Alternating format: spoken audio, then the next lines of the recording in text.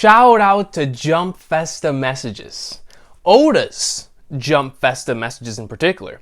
And their ability to not only create speculation, but for them to be so wrong in terms of time.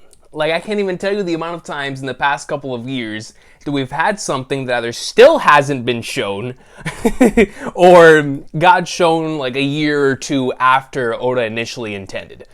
But this one in particular, this year's Jump Festa comment, I strongly believe is going to be for 2022. And I'm going to talk about that in this particular installment of the Recons piece, man.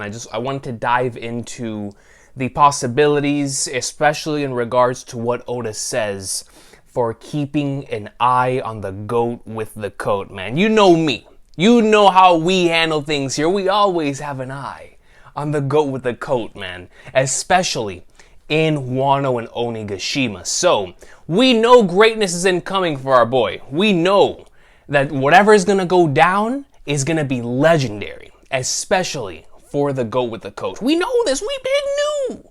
But what exactly is it going to be? Let's talk about those possibilities. Before we get into that, shout out to Library of Ohara for translating this message. And I want to read the entire thing, and then we'll talk about the possibilities with some of these things, especially in regards to Luffy and keeping an eye on him for next year. So Oda says, to everyone attending Jump Festa, as well as those watching online, hello! This is baseball player Shohei Ohtani, Nitoryu dual wielder of stiff shoulders and back pain. Yo, man, those are the worst. So hopefully Oda can have some sort of relief when it comes to that, because having to draw as consistently as he does with stiff shoulders and back pain, that's got to be a struggle, man. So prayers for my boy Oda. Now then, this year we had the party that was chapter 1000 of the manga, Peak Fiction, the party that was volume 100, Peak Fiction, and the party that was episode 1000 of the anime, Peak Fiction. This really was a year of non-stop parties. What he means by that is it's been a year of non-stop peaky peak. You know what I'm saying? Peaky peak. There were a lot of projects. Did you enjoy participating? There were a few announcements too. The cast of the Hollywood One Piece live action adaptation was announced. They're perfect, aren't they? Those 5 are really amazing. Can you imagine? Like, I can't even fathom being picked for something that I already love so much, right? And I'm put into place for casted, let's just say, as, you know, as Luffy, or in my case, I would unquestionably be Bartolomeo. If I'm ever casted as Bartolomeo. My man Oda's like, yo, the casting is perfect.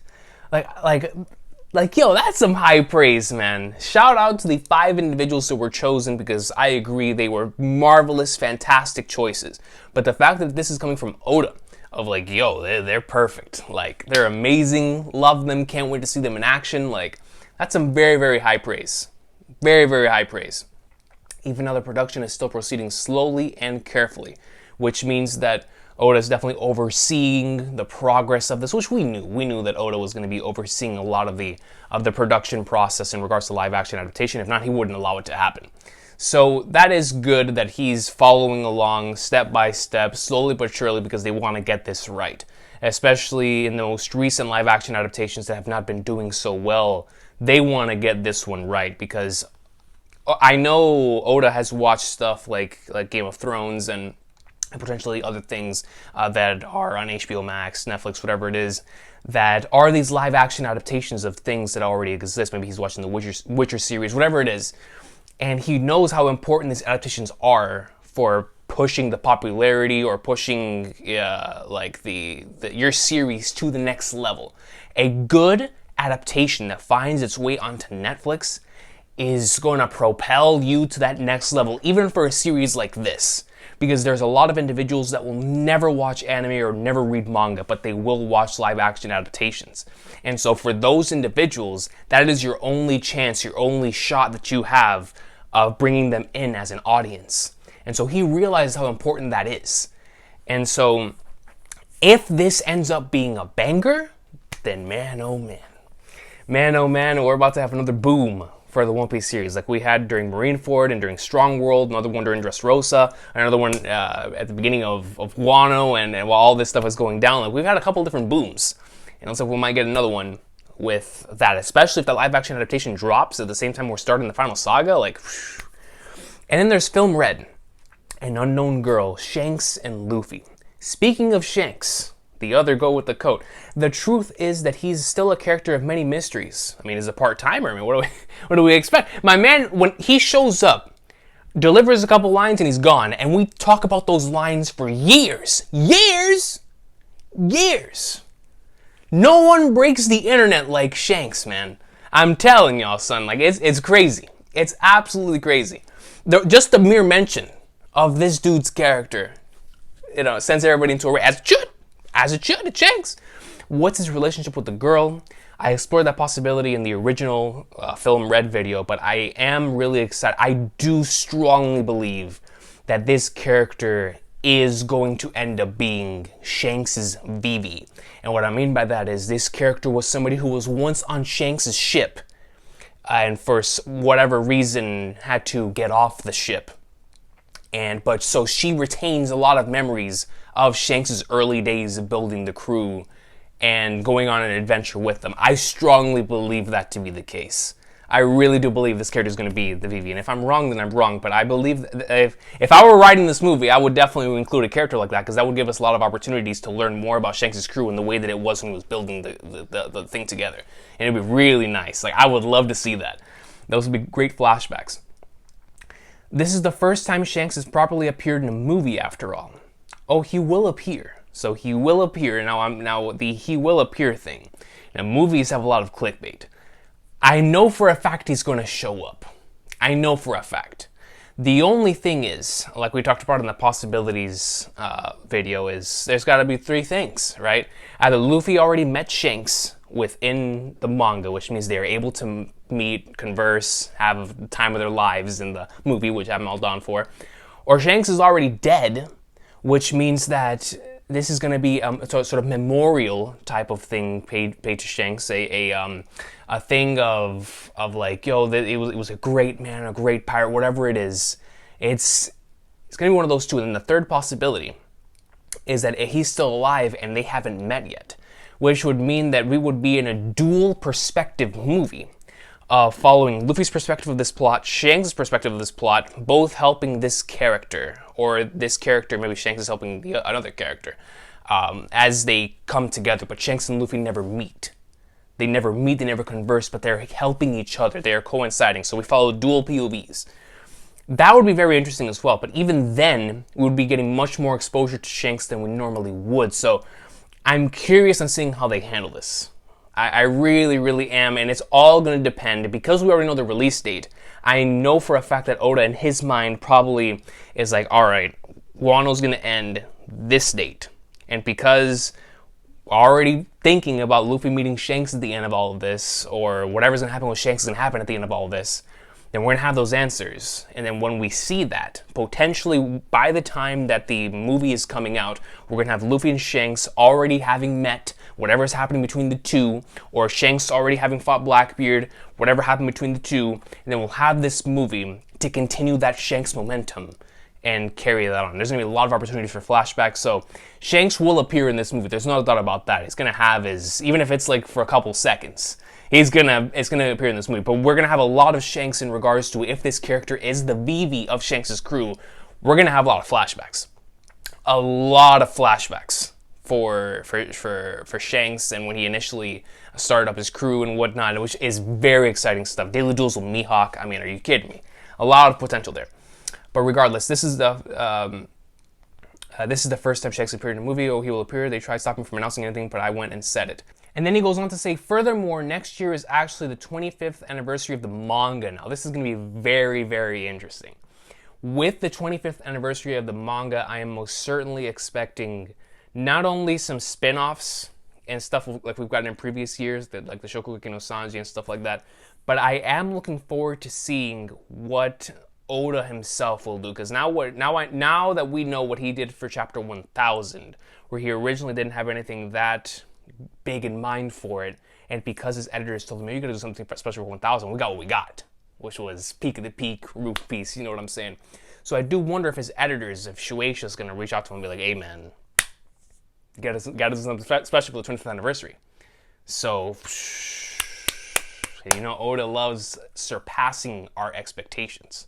let's see what happens there. I mean, what better way to celebrate the 25th anniversary of the series than by having Luffy meet Shanks, right? I mean, that's the dream. That's the dream. So that is the most likely scenario at this point, but the staff members are still planning a variety of things, so please look forward to them. Regarding the main story, I'm surprised the Wano Country arc is still not over. Anyway, Luffy. So in regards to the Wano Country arc not being over, we know that Oda's really bad with time, that normally he'll have something in mind, like I've been talking about previous Jump Festa messages. Oh, this is going to happen this year, and it doesn't end up happening until the year after, because Oda likes to make sure that he gives time to the stuff within the series, and new ideas come into mind, he implements those new ideas, makes stuff longer. You know, that's just classic Oda stuff. So he's surprised, like, yo, Wano's still going on, man? And what's amazing about this is that Wano is as long as it is, and I'm still as invested and immersed, if not even more so, I would dare say even more so, than when it first started. And I think that's very hard to pull off, and for me, like I said, I can only speak for myself, I love this arc more every time a new chapter drops.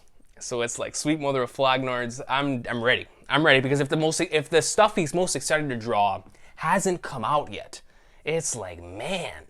So anyway, Luffy, the goat with the coat, the king, you know what I mean? It's Monkey Day!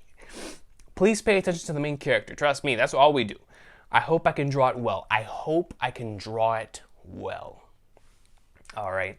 Also, I've always wanted to draw the last scene of the Wano Country. Basically, I'm super excited for One Piece next year. I hope you keep rooting for One Piece. So next year is going to be big for this series. At least in Oda's mind, whenever he has in mind that it's going to come out this year, it is going to be big stuff he's always wanted to draw. And so, obvious stuff, right? Luffy fighting Kaido, Luffy defeating Kaido. Hopes to draw that well. Okay, that is most certainly a possibility. Luffy in Gear 5th, Luffy in Gear 4th, Tiger Man, whatever it is, right? He hopes to draw that well. This is all stuff connecting to Luffy. Rejecting the title of Joy Boy. That is a massive, massive, massive moment in the series. When it happens, you already know it's going to be one of those Luffy moments that we'll never forget. When he rejects the Joy Boy title, at least the way that it is in my headcanon. Of like, yo, he rejects the title of Joy Boy and tells Kaido, I am not that dude. I will never be that dude. I am who I am. I'm Monkey D, and I'm going to be the king of the pirates. That's it. That's it. It's going to be a legendary moment when it does end up happening. That is also another moment that he can withdraw well. Possibility. So, staying within Wano, those are the major possibilities that I can think of that in regards to the Kaido fight. Now, in regards to Luffy himself, defeating Kaido, regardless of whether Big Mom goes down in this arc or not, Luffy after this arc is going to be an Emperor of the Sea. He's going to be a great pirate. So, like I said, Luffy becoming an Emperor, that's going to be a huge, huge moment, man. Luffy meeting Shanks. I mean, come on, dude. Gear 5th, New Gear 4, Awakening, Luffy defeating Kaido. I mean, dude, there's a lot of different possibilities. But next year, without question, is going to be the year of Luffy. Positively or negatively. Possibility time. Those are the biggest possibilities. The ones that we can already tell are written into the thing. They're more than likely to happen. But we know Mr. Ankle breaking Oda. Now, let's go into some negatives. Because let's just say we end up getting a lot of those, maybe all those positives. But there's a small percentage inside of me that's like, yo, something's about to go really, really wrong after this arc. Because after defeating Kaido, something huge is going to happen. The Sabo stuff's already setting it up. The Vivi stuff. Instant Messenger Sama already put a knife through Luffy, Blackbeard, Shirahoshi, and Vivi. And it's like, whoa, hold up. Now, from a negative standpoint, remember, if this is going to be our Luffy year to keep an eye on him, for the official Emperor, new bounty, new gear, conquers, he's going in like somewhere. Meeting Shanks, great pirate, all that stuff. From a negative standpoint, if something were to happen, if this is the year where we get that comment from chapter 800, where the Alliance is going to have to move in order to help out Luffy, if this is the time, then that means Luffy's going to have to do something. He's going to make a decision, or something's going to happen to him that is going to be huge. Huge. I'm talking Sabaody Archipelago levels of huge in terms of the entire crew being separated. I'm talking this could be a major, major wake-up call. One that forces even the Alliance to move. Alongside that, there has been the topic of conversation that Oda brought into the picture in that interview, with exploring Luffy's origins, with Garp and Dragon being heavily involved in the story. We know Garp is heavily involved right now with the Rock situation. We know Dragon's about to be heavily involved with the Revolutionary Army after this arc, potentially declaring war on Odas Messenger, Sama, whatever's happening with Sabo. Dragon will make his move next year. There's no doubt about that. But when they make their move and they become heavily involved in the story, Oda stated that we're going to get a lot on Luffy's origins, and that's going to directly connect to Garp and Dragon's story. So with that being said, keeping an eye on Luffy, will next year be the year that we finally get, at the very least, some kind of insight into this man's birth, into Luffy's mom, into all of those different things? I don't know, man. I don't know. But what I can tell y'all is that regardless of whether any of this takes place, next year's going to be an exciting time to be a fan of the series, but especially a fan of the Go with the Coat, because it's about to go down, man. I mean, dude, all of these things? Are you kidding me? An official great pirate, an official emperor of the sea, having taken down Kaido, strolling down, going up in like swimwear. The comment of wanting to draw the final scene of the Wano arc really fascinates me. First and foremost, of course, because he's never missed with these arc endings. I mean, you look back to any of the legendary arc endings in this series, and they always hit. From an emotional standpoint, from a shocking standpoint, whatever it is, the endings, the final chapters, final panels, whatever it is, they always hit different. So I have no doubt in my mind that Oda's been wanting to draw that one for a long time, in the same way that the first panel, or the first spread of us entering Wano is his favorite spread in the entire series. I can only imagine how the ending is going to be, right? And with all the different possibilities of that, of the borders opening, Shogun Momonosuke or Shogun Yamato, whatever it ends up being, this final send-off, whatever. There's a lot of different possibilities there. But even going above that, Luffy meeting Shanks, the declaration of him being the new emperor of the sea. I mean, there's a lot of possibilities of what that final thing's going to be. But the interesting thing about this is that the final, let's just go back and look at some other arcs that are very long. Well, let's look back at Enies Lobby. The final, there's two finals. There's two endings in Enies Lobby. There is the ending with the Going Merry, and the ending of post Enies Lobby is Ace versus Blackbeard. That is the official ending of post Enies Lobby. So, with that being said, is Oda talking about the final scene of this arc in terms of just Wano? Just Wano? Or is he talking about the end of post Wano as well? I don't know.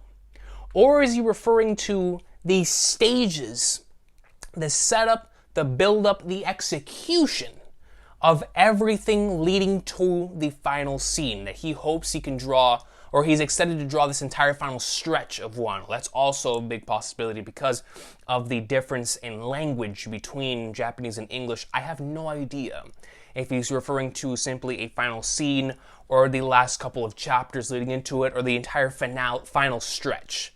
Because final stretches in this series tend to be so legendary, I'm led to believe he's both talking about the final stretch and the actual ending itself. But regardless, with the final scenes of Wano, we've had a lot of predictions over all these years of how this arc's going to end. But I'm very interested on seeing, because the most interesting thing about Wano ending is that because we've been building to this for so many years, I have no idea how this is going to end, because I know whatever happens in post Wano is going to directly have an effect. It's going to be a catalyst, just like we're already seeing our catalysts to kickstarting the final arc of the series, the final saga of this series. And so whatever happens in post Wano is going to take us even further into that. And so I've always wondered, what is the end of Wano going to be in regards to, is it going to complete a story? Right, in terms of, is it going to complete the Wano arc, give us questions that we're not going to get answers to for a while? Or because Luffy learns about what happens with Sabo, if he does learn what happens with Sabo at the end of Wano, is the end of Wano going to be a bridge for us having to go and speed to wherever it is that we're going? Whether it's to Mari Joa, to Elbaf, to the Flagnards, I don't know.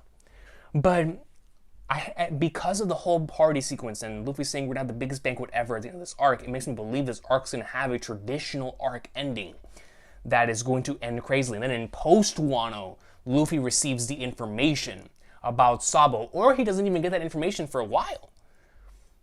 I don't know, man. I don't know. I don't know who relays that information to him. I don't know if Sabo himself. I don't know, man. I don't know. That's the interesting part about this. It's because with the Sabo stuff being put into place, with the SSG and the Shichibukai stuff being put into place, and everyone's starting to move, it's like, what is actually going to be the ending of this arc? I'm talking about the ending. Like the actual ending with the borders opening and all that stuff, the send-off, emotional ending of Wano, which I'm going to, well, for sure it's going to be emotional. I mean, regardless of whether it's hyper-emotional. Me leaving this arc's going to be a sad day, man. Because even though I'm going to be excited for the future, I love the Flagners of this arc. It's like saying goodbye to it is going to hurt. And saying goodbye to the character is going to hurt. But in regards to the second ending, the post ending, you know what I'm saying? The post Wano ending. Oh my God. Dude, that thing's going to be crazy, man. So with that being said, regardless of where Oda ends up taking that, I can only imagine how excited he would be, because I know if I was in his thing, man, I would be super stoked. Especially if the ending is this huge. I mean, he's been building up to the borders of Wano opening for a very long time. Obviously, it is something that's going to be a very key moment in this series. But also in regards to all these Luffy things that he's talking about, like, this is the main character. This is the individual that he started this story with. This is a character that we know he's been wanting to draw certain key scenes for. And so with Wano, when it's meant for so long, I'm sure he's had many different things in his mind. Regardless of what excites Oda, what excites him is the character moments, the transformations, all of the above, him officially being declared an emperor, him meeting Shanks, whatever it is. It's like, so many things that he has been waiting a long time to draw. He's finally going to be able to draw it in the upcoming year. And so in Oda's mind, whenever he states, I hope I can draw it well for any of this stuff, it has to be in regards to the execution. It has to be in regards to the way that he hopes he can live up to the image that he has in his mind of the way this stuff is going to go down. And it's like, man, as an artist, as an individual that hopes he can put what's up here onto the page, I can only imagine the expectations that he's put upon himself. In regards to Oda, I'm pretty sure that he holds himself more accountable than his editors do. You know what I'm saying? Like, when he creates something bad, he probably really, he seems like the type of individual that probably, like, beat himself up over it. Like, man, I could have done that better. But, so he's going to be going as hard as he can this next year to ensure the ending of this arc is as amazing as it is. As amazing as it's going to be. And I can't wait for it, man. There's so many different possibilities, but what I can tell you right here and right now is that regardless of what ends up happening, the end of Wano and then post-Wano is going to be the most memorable stuff, some of the most memorable stuff that we will ever experience on a weekly basis for this series. And I cannot wait for it, man. So many possibilities, but all of it is equally exciting. Can't wait for it, man. He's going to go in, dude. He's going to go in! Can't wait for it. I cannot wait for it, man. But until next time, y'all have an awesome sauce of a day. So many great possibilities for what's going to take place. But regardless, we are here for each and every single last one of them. I can't wait to see what Oda ends up doing, but we'll be here, and we're going to find out. And whether it's this year or next year, we see this thing he's talking about Luffy. I'm going to assume it's this year, just based on the stuff that's going down right now. But here we go. Here we go. Time for the most exciting stretch. The stuff that we've been waiting for. 10 years culminating here, man. I mean, we're talking, this is Wano. I mean, the buildup has been there since Thriller Bark, but specifically tying stuff to it, this is 10 years worth of buildup that's about to culminate and come to a climax here this year. So, I'm not ready. I know y'all ain't ready. Ankles are about to be broken, and I can't wait to see what Oda ends up doing with Luffy, with the final scenes of the arc, with all of it, man. Exciting, exciting stuff. I'll have an awesome day. Let me know what y'all think about these comments in the comment section down below, and I'll see y'all next time. Have an awesome day. One Piece greatness. It's always these Jump Festa messages, they just end up messing with us, man, all the time. Like, just creating non-stop speculation, but that's what makes them so much fun. That's what makes them so much fun to get every single year. And it's like the closer we get to the end, the closer we're like, holy flag, Nars is about to go down.